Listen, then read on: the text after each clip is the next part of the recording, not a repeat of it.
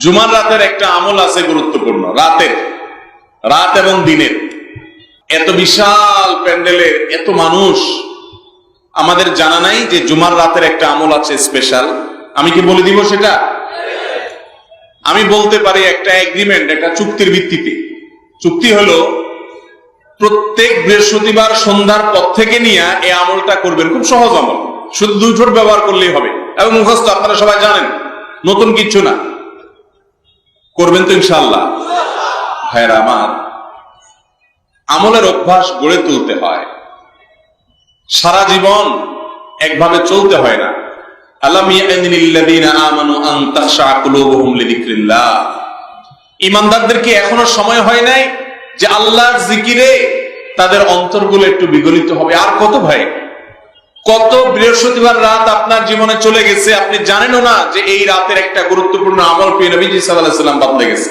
আপনি জানেন আমলটা, আপনারা এখানে যতজন আছেন সবাই জানেন, জানেন না মানে একজনও নেই, সবাই জানেন আমলটা এরকম একটা আমল, কিন্তু সে আমলটা যে এই সময় করতে হয় হয়তো জানেন না, অথবা জানেন কিন্তু আমল নাই।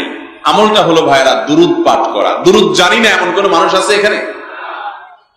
নবী করিম সাল্লাল্লাহু আলাইহি ওয়াসাল্লাম জুমার রাত যখন শুরু হয়, অর্থাৎ বৃহস্পতিবার সন্ধ্যার পর থেকে নিয়ে শুক্রবার সন্ধ্যার আগ পর্যন্ত এই 24 ঘন্টা সময় দুরূদ পাঠের জন্য নির্দেশ করেছেন এবং বলেছেন, কারণ সালাতুকুম মারুদাতুন আলাইয়া, তোমরা যে দুরূদ পড়ো আল্লাহর ফেরেশতারা সেটা আমার সামনে পেশ করে এবং বলে অমুক জায়গা থেকে আপনি সুবর্ণচর থেকে করছেন, তো আল্লাহর ফেরেশতা বলবে যে হে আল্লাহর রাসূল, সুবর্ণচর থেকে বাংলাদেশের ওই থানার ওই উপজেলার ওই গ্রাম থেকে অমুকের ছেলে অমুক আপনার প্রতি দুরূদ প্রেরণ করেছে।